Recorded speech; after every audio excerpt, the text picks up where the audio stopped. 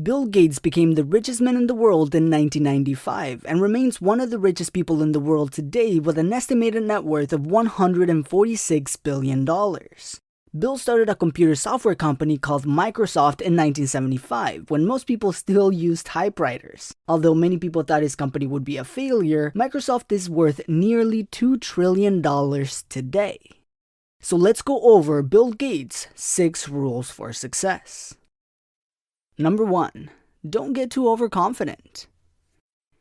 No company gets to rest on its laurels. IBM was as dominant or more dominant than any company will ever be in technology. That's just not going to happen again. And they had the smartest people and they had all the customer feedback, and yet they missed a few turns in the road. And so that makes you wake up every day thinking, let's try to make sure today's not the day we miss the turn in the road. Let's find out what's going on in speech recognition. Let's go find out what's going on in artificial intelligence. Let's make sure we're hiring in the kind of people who can pull those things together and make sure we don't get surprised. Sometimes we do get taken by surprise. For example, the internet came along, and we had it sort of as a 5th or 6th priority. It wasn't like somebody said internet to me and I said, oh, I don't know how to spell that. I said, yeah, I got that on my list, I'm okay. But there came a point where we realized it was happening faster and it was a much deeper phenomena than it had been recognized in our strategy. And so that was a case where, as an act of leadership, I had to create a sense of crisis and have a couple months where we all just threw ideas and sent electronic mail around, went on a bunch of retreats.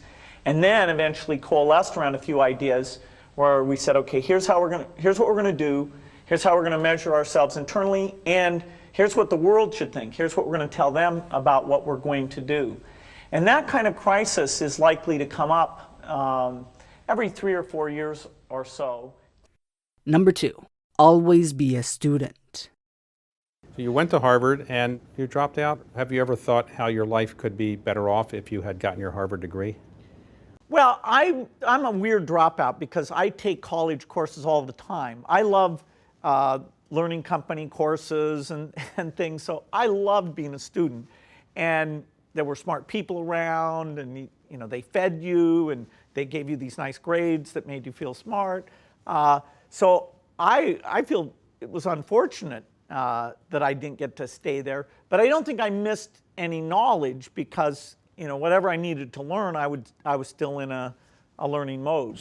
So people say I'm a dropout, which is literally true, but because I like college courses, the online college courses, there's a company called The Learning Company that I buy tons and tons of their stuff, and I do at least 4 or 5 courses a year.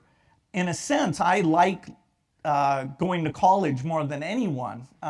So I've sort of made sure my job, certainly post-Microsoft, that I get to spend my time meeting with scientists, learning new things, seeing what the hard problems are, in some cases giving money to people to take on those very, very hard problems. Number 3, stick with your vision even when others don't believe in it. Where we say a computer on every desk and in every home, and actually we said running Microsoft software. If we were just talking about the vision, we'd leave those last 3 words out. If we were talking an internal company discussion, we'd put those words in. And it's very hard to recall how crazy and wild that was. On every desk and in every home, at the time you have people who are very smart saying, why would somebody need a computer? Even Ken Olsen, who had run this company, Digital Equipment, who made the computer I grew up with, and that we admired both him and his company immensely, was saying that this seemed kind of a silly idea that people would want to have a computer. Number 4, have dreams but focus on the process. Even in the early days, if you said a computer on every desk in every home, and you'd say, okay, how many homes are there in the world? How many desks are there in the world? Can I make $20 for every home, $20 for every desk? You could get these big numbers. But part of the beauty of the whole thing was we were very focused on the here and now. Should we hire one more person? If our customers didn't pay us, would we have enough cash to meet the payroll? We really were very practical about that next thing, and so involved in the deep engineering that we didn't get ahead of ourselves. We never thought, how big we'd be. I remember when one of the early lists of wealthy people came out, and one of the Intel founders was there. The guy who ran Wing Computers actually Wang was still doing well. And we thought, boy, if the software business does well, the value of Microsoft could be similar to that. But it wasn't a real focus. The everyday activity of just doing great software drew us in. And some decisions we made, like the quality of the people, the way we were very global, the vision of how we thought about software, that was very long term. But other than those things, we just came into work every day and wrote more code and hired more people. And it wasn't really until the IBM PC succeeded, and perhaps even until Windows succeeded, that there was a broad awareness that Microsoft was very unique as a software company, that these other companies had been one-product companies, hadn't hired people, couldn't do a broad set of things, didn't renew their excellence, didn't do research. So we thought we were doing something very unique, but it was easily not until 1995 or even 1997 that there was this wide recognition that we were the company that had revolutionized software. Number 5, use competitors' weaknesses to gain an advantage.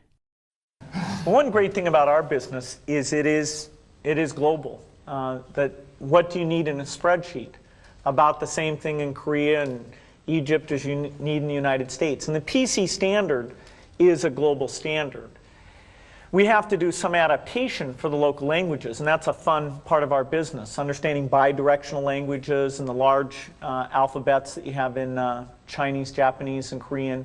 And over the years, we've gotten very, very good at that. In fact, our market share is much higher outside the United States than it is inside the United States, because it's relatively hard to set up subsidiaries, understand local conditions, local distribution, and relationships. And so, since most of our competitors are in the US and aren't as good at doing international business, we thrive even better in these other countries.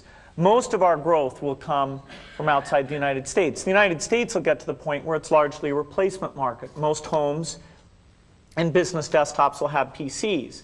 Now, that doesn't mean they won't replace them, that they won't want better software that can see, listen, and learn. But outside the US, we still have that early slope phenomena. So it's very much a global business. And number 6, always get help when you need it. So I realized I needed somebody who could hire people and maybe even tell me not to sell things that weren't done yet. So I convinced Steve to drop out of business school. He came on and he was extremely good at hiring people. Then we realized we needed somebody who'd been in a large corporation. We made a mistake. We hired somebody from Tektronix who, when we interviewed him, we were so embarrassed that why would he want to come to our crummy little company? We forgot to interview him. But then after 6 weeks, when he hadn't plugged his computer in, we actually decided that he wasn't the right person. But there was a person who worked at Radio Shack, a guy named John Shirley, that I wanted to hire. And I couldn't even say it because I really respected John. He was a huge customer at that point. And so I had the guy, the venture capitalist Dave Marquardt, is on the board, go say to John that I wanted to hire him.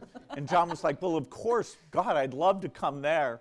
So I guess I underestimated our attractiveness at that point. But he came in, and he was the adult who had done financial planning. Like, we made this mouse peripheral, and we had a warehouse full of them because we'd made too many. I mean, just such stupid things. And John just completely got that stuff under control. He was president for 9 years. Wow. And then he was an adult who knew how to hire adults.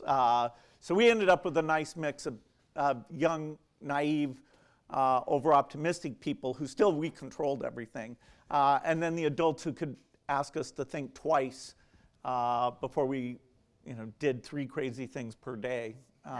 So it was a really great blend of skills.